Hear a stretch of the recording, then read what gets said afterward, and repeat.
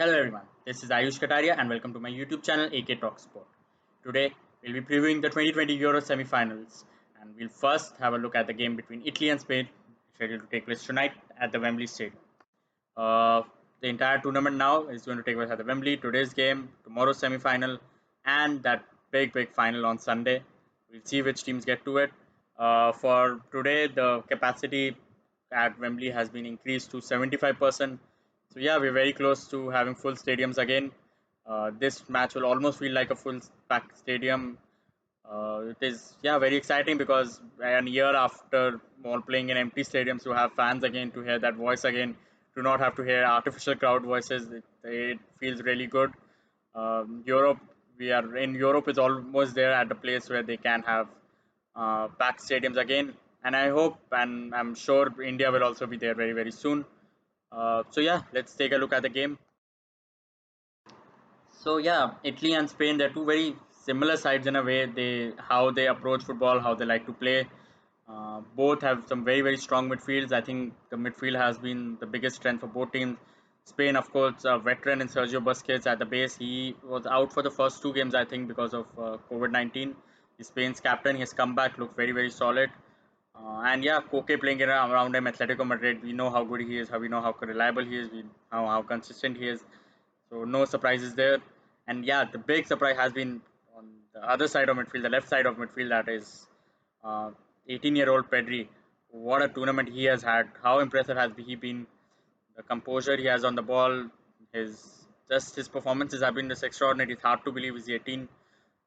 He has been that part of that very good Spain midfield. They like to dominate possession. They like to keep the ball, and it has taken them so far in the tournament. Similarly, Italy, Jorginho, Champions League winners with Chelsea. So, and he has been this. I've repeated this a lot of times. So, but I'm very proud of him as a Chelsea fan because I feel he has got a lot of over the years. He has been for Chelsea 3 years. Some very unfair criticism, unfortunately, from Chelsea fans itself. He has his flaws, but there are a lot of good things about him.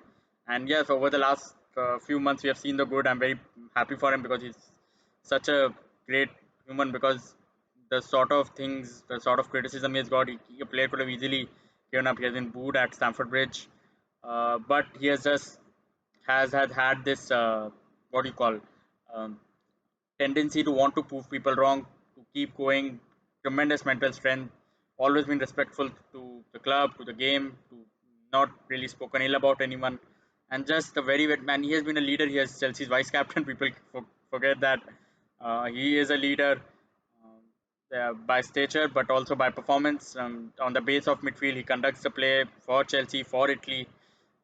Mancini has he does the three-man midfield. We'll talk about them, but he rotates the other two midfielders. Jorginho has not uh, been rotated even once till now. Some 5 matches, 5 brilliant performances from him. So yeah, he has been exceptional. So has Nico Barella, that brilliant goal against Belgium, box-to-box midfielder, a huge part of Inter's title milling team. They're very young, one of the most promising central midfielders in Europe right now, and he's living up to that potential and taking Italy far. Marco Verratti missed the first 2 games. Locatelli played. Locatelli obviously scored that brace against Switzerland in the second game. Again, one of the most young player, but Locatelli is another one of those very promising defensive midfielders in Europe. Played a slightly different role, but he was again brilliant. Verratti has come back into the squad. He has been consistent for like almost a decade now. Fantastic player, and it's just a brilliant midfield that Italy have. So yeah, both the teams, the midfield likes to dominate the ball, likes to keep control of possession. So it will be interesting to see how this match goes because no, none of them are going to look to give away possession. So this will be interesting. Italy, of course, a very strong defensive line too. Bonucci and Chileni, how good have they been for years and years? They just continue to get better and better. What a rock solid pairing. Donnarumma, obviously one of the best young keepers in the world. Um, he'll be signing for PSG after the Euros. He's a free agent right now. Been phenomenal for AC Milan. Yeah, Italy, unfortunately, they have been hit by a blow because Spinazzola has got injured. Spinazzola, one of my players of the tournament so far. He has been so much fun to watch. He offers Italy a very unique dimension on the left. So he is a what do you call? He's a right footer. but he plays from the left hand side, plays as a left back. But he's so effective in attack. That is something you don't associate with the right footers playing on the left. Normally, if you have to play a right footed fullback on the left, it is with a very defensive role. But Spinazzola has not been playing a defensive role. He's one of the main. He was one of the main attackers, if you can say that. But he is injured and probably out for 5 months. Big blow for Italy, big blow for AS Roma, big blow for Jose Mourinho. But so it will be interesting to see how Italy replace him, because the characteristics he was offering, it's not easy to replicate it. It was very unique, as I said. So let's see what whether Mancini opts for a change of tactics or something, change of formation, because you'll have to see. Emerson is the deputy left back, and you will expect him to probably have a straight come into the team. But Emerson, he is a good player in his own right. Not a lot of minutes behind him. That is the important part.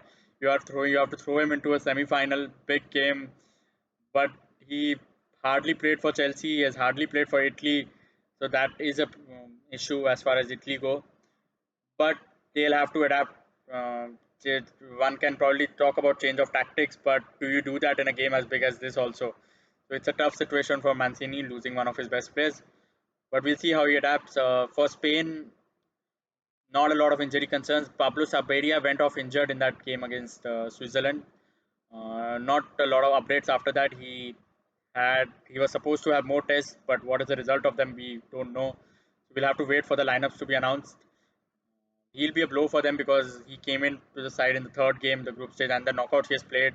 He scored against Croatia. The attack has looked very good with him in it. But Spain, we'll have to wait to see if he's available or not. But Spain have options. They have Dani Olmo, they have Sociedad's Marco Orzabal. So we'll see how they adapt to it.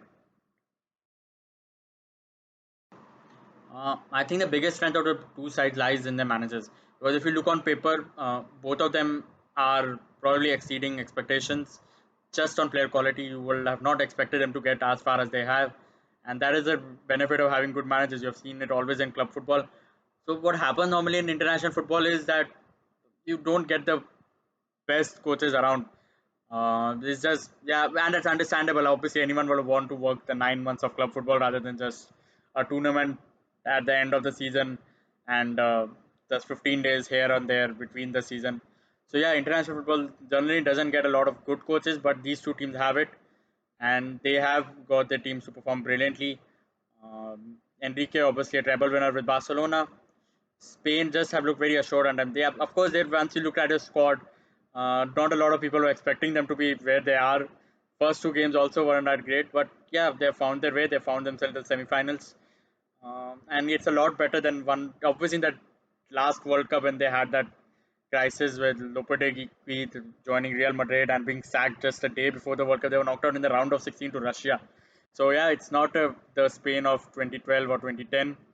So yeah, Enrique has got them to a level which you will say is their maximum, if not even better than that. Italy, of course, a lot of people just started calling them dark horses. I said this in an earlier video, but they have been phenomenal under Mancini. The people did not realize they came in with a perfect record in the qualifiers. They were the only team to win all 10 games in the Euro qualifications. So they were barely conceded goals. I think coming into the tournament they had not conceded a goal for 10 games. So a very good team. Mancini again, as I said, like Enrique, has won big titles. That 2012 Premier League title with Manchester City, the historic win, has league titles in Italy with Inter Milan. So yeah, two very formidable coaches. We'll have to see how they outweigh against each other. It will be a very interesting battle on all parts of the pitch and on the sidelines, how they set up tactically, how they look to outdo each other by formation, or how they approach that. I'm very excited about how these two managers deal with each other. So now a bit of trivia. This is the fourth consecutive time these two teams are meeting each other in UEFA Euros. Fourth consecutive edition. Fourth consecutive time in the knockouts. In 28, they met in the quarterfinals. Spain won that game on penalty shootouts, and that was a huge game because at that time Italy were world champions. And you'll remember after that Spain won three consecutive tournaments, two Euros and the World Cup. So that could be defined as a changing of guard or passing of the baton. It was a huge win, as it turned out in international football history, because it has defined an era. But even for Spain individually, because before that Spain had a poor record in international tournament. They just won 1 Euro in the history, and their recent penalty shootout record, I think, was also not that great. So that was a massive win. Then they met in the 2012 Euros. Spain were the favorites. They were both the Euros and world champions. But what happened? Italy had a very memorable run into the finals. Of course, you'll remember the penalty shootout victory against England when Pirlo chipped Joe Hart, one of the probably all-time great moments in European football. And then that semi-final, Mario Balotelli, absolute masterclass against Germany, 2 goals, sensational goals. Italy were in the final, but that final was probably one of the most one-sided international finals we'll have had in a long, long time. 4-0 victory for Spain. Spain was just a class apart in that game. So yeah, but again, then they met in 2016, and Italy finally got their revenge. Antonio Conte was Italy's manager again. Italy at that time had one of the best coaches in world football. Spain was still double defending champions. They had lost their world champions crown in 2014. They were knocked out in the group stage, but they still had the crown of European champions. Del Bosque was still their manager. That was his turned out to be his last assignment as Spain manager. Italy won that game 2-0. Absolute tactical masterclass from Conte. It was just before he joined Chelsea. That was a memorable run from Italy. They got knocked out in the quarterfinals to Germany in penalties. But that Italy squad was nowhere as good as this one on paper. And they've just were like that. That was just a tactical masterclass. They were so well set up, and vintage Italian performance. That was just this time Italy uncharacteristically very attacking side, a team looking dominant possession, a team creating chances of fun, being entertaining to watch. But that team was vintage Italian, proper defending, old school defending, set up, sat back, absorbed pressure in its own ways. That was very enjoyable to watch. I enjoyed those kind of performances where a team defends so well and then they hit the other team on the counter. Not a lot of people enjoy that, but I do. So it was a formidable performance. And this is not the end of the story for these two teams against each other for the European football goals. We'll see if it becomes 5 in 2024 as far the Euros goes, but they are scheduled to play each other in other European semi-final in 21, the UEFA Nations League. Both those teams did not make it to the final four in the first edition in 2019, but they are in the second one. It is in fact scheduled to take place in Italy itself in October. These two teams will again meet each other in the semi-finals. Of course, it's nowhere as prestigious as the Euros, but it's still a trophy when the match comes around. Both the teams will want to win it. Second tier trophy, but a trophy, as I said. So we'll see, but we'll talk about that match when that comes around. For now, this one, the Euro semi-finals, it's as big as it gets. The Euros, obviously, just a World Cup as far as international football goes, beats that. It's going to be very exciting. This game, very high quality players, high quality managers. We'll see how it goes. So I'll see you very soon. Please like, please share, please subscribe. Thank you for watching. Bye bye.